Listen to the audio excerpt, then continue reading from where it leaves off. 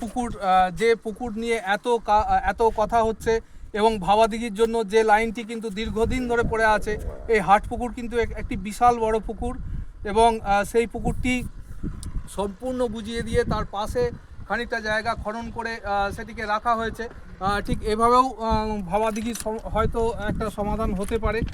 তো যাই হোক, আমরা পেয়েছি এই লাইনটির যিনি ওতপ্রোতভাবে যুক্ত এই লাইনটির সঙ্গে, সেই মাননীয় মাস্টারমশাইকে। তো মাননীয় মাস্টারমশাই এই মুহূর্তে এই জায়গাটিতে আছেন, তিনিও এই ইন্সপেকশন কারের সঙ্গে দেখছি আমরা আসছিলেন এবং তাকে এই জায়গায় পেয়েছি, তার সঙ্গে কিছু কথা বলে নেব। তো মাস্টারমশাই, আমরা মূলত জানতে চাইছি যে এই রেল লাইনটা 2001 সালে বাজেট বরাদ্দ পেয়েছিল, আজকে প্রায় 2025 সাল পড়তে চলেছে, তো এত দেরি হওয়ার মূল কারণ কি? এত দেরি হওয়ার মূল কারণ তো আমাদের 2012 সালে মোটামুটি আমাদের ময়নাপুর এবং ওই দিক থেকে আরামবাগ আমাদের চালু হয়েছিল। জাতীয় থেকে আরামবাগ এবং বকুলনগর থেকে ময়নাপুর, বিষ্ণুপুর থেকে থ্রু ময়নাপুর, এটা চালু হয়েছিল। তারপর একটা জমি অধিগ্রহণ আইন নিয়ে একটা সমস্যা তৈরি হয়।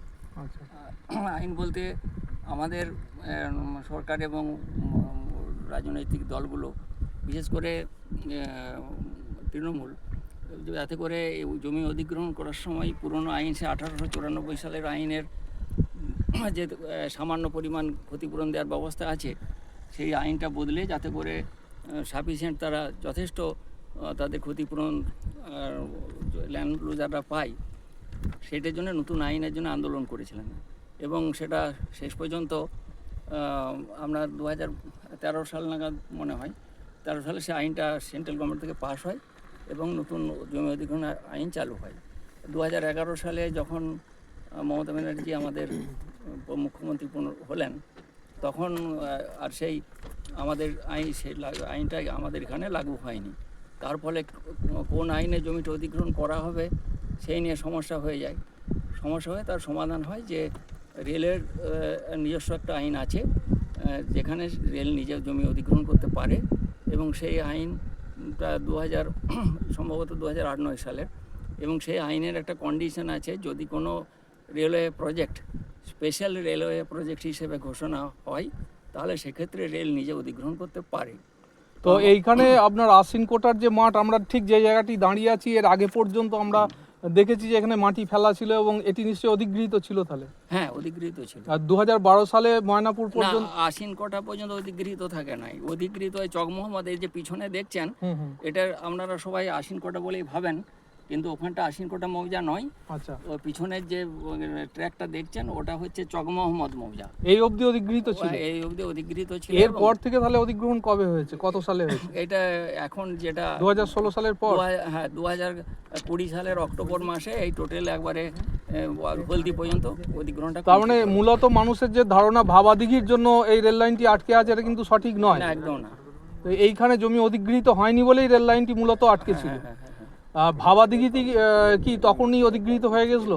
হ্যাঁ, ভাবাদিঘি ওই পুরনো আইনে 1894 সালের আইনে অধিগ্রহণ। কত সালে অধিগ্রহণ করা হয়েছিল ওটি? ওটা আমার ঠিক মনে নেই, মনে হচ্ছে 2016 সালে আরামবাগ গোঘাট পর্যন্ত চালু হয়েছিল, অলরেডি তখনই অধিগৃহীত নিশ্চয়ই ছিল। তখন অধিগ্রহণ হয়ে গেছিল এবং কামারপুকুর স্টেশনটিও তখনই তৈরি হয়ে গেছে। আমার ফাইলে সব আছে, কিন্তু মনে পড়ছে না আর কি। যাই হোক, তো ওই জায়গায় কোনো সমস্যা ছিল না, সমস্যা মূলত ছিল এই জায়গায়, কিন্তু সাধারণ মানুষের ধারণা যে ভাবাদিঘির জন্যই নাকি আটকে আছে। তো আজকে বিশেষ একটা গুরুত্বপূর্ণ দিন, আজকে সিআরএস হচ্ছে। সিআরএস বিষয়টা একটু যদি বলেন।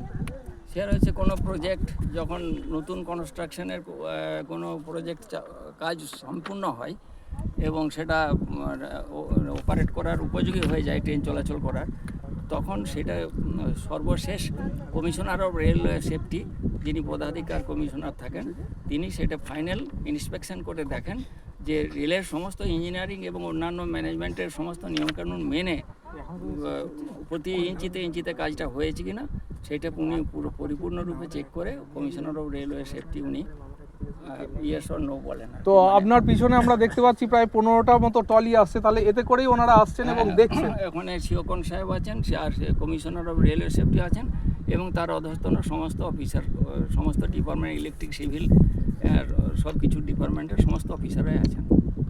এনারা কি একদম আজকেই ফাইনাল রিপোর্ট দেবেন, হবে কি হবে না? না, আজকে কমপ্লিট ইন্সপেকশন হয়ে গেলে তারপরে উনি সব খতিয়ে দেখবেন যে ডাটাগুলো উনি এখান থেকে নিচ্ছেন সেগুলো সব কিছু রুলস অ্যান্ড রেগুলেশন অনুযায়ী হয়েছে কিনা দেখে তারপরে উনি ওনার মতামত জানাবেন।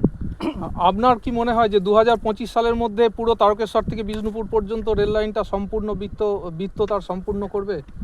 আমি এখন আশা করি 2025-এ হয়ে যাবে, কারণ কামারপুকুর তো কাজ আরম্ভ হয়ে গেছে। তো কামারপুকুর আশা করি সামনের অক্টোবর নভেম্বর মধ্যে হয়ে যাবে। কামারপুকুর হয়ে গেল মানে ওদিকে তো দুদিকে হয়ে আছে, এবার ভাবাদিঘির জন্য যেটুকু সময় লাগে। আপনার আগে একটা সাক্ষাৎকার আমরা প্রচার করেছিলাম, তো তাতে আপনাকে প্রত্যেকেই প্রশংসায় ভরিয়ে দিয়েছেন এবং বলেছেন যে আজকের যুগে যেখানে মানুষ নিজের স্বার্থ ছাড়া আর কিছুই ভাবতে পারে না, সেখানে মাস্টারমশাইয়ের মতো একজন নির্ভীক মানুষ যিনি এইভাবে এগিয়ে এসেছেন এবং এই প্রজেক্টটায় একটা মহিরুহ, একটা বটবৃক্ষের মতো দাঁড়িয়ে প্রজেক্টটিকে সম্পাদিত করছেন। তো সেই উদ্দেশ্যে আপনি সেই সমস্ত দর্শকদের উদ্দেশ্যে কি বলবেন? আমি তাদেরকে আমি চাইবো যে ওনারা তো অন্তত এই রেলের কথা ভাবছেন, আমাদের প্রজেক্টের কথা ভাবছেন, এবং ওনাদের উৎসাহ কম নয়। কারণ একটা কমিউনিকেশনে আমাদের যে পিছিয়ে পড়া জেলা বাঁকুড়া, তার পূর্ব দিক এবং হুগলি জেলারও পশ্চিম প্রান্ত পিছিয়ে পড়ায় বলা যায়। তো এই জায়গার উন্নয়নের, অর্থনৈতিক উন্নয়নের একমাত্র একটা হাতিয়ার হচ্ছে রেল কমিউনিকেশন। সেই রেল কমিউনিকেশন যদি আমাদের এই এলাকার উপর দিয়ে হয়, তাহলে অন্তত বেশিরভাগ মানুষ তারা কিছু না কিছু রোজগার তারা করতে পারবে এবং তাদের নানা দিক থেকে সুবিধা হবে। তো আপনাকে অসংখ্য ধন্যবাদ জানাই। এবং এই বয়সে আপনার প্রায় 80-র ওপর বয়স, এবং এই বয়সেও আপনি যে এসেছেন, অনেক মানুষই তারা আসতে পারেননি, আপনি যে এসেছেন এবং প্রত্যেককে উৎসাহিত করছেন, এবং পিছনে দেখতে পাচ্ছি ইন্সপেকশন কার আসছে প্রায়, অর্থাৎ ট্রলি আসছে প্রায় 15টি। তো ঠিক তার আগে আপনি আসছেন, তো এই জন্য আপনাকে আন্তরিকভাবে অভিনন্দন জানাই। এবং আমরা চাই যে আপনি এই পুরো লাইনটি এইভাবে তত্ত্বাবধান করে সম্পূর্ণতা প্রদান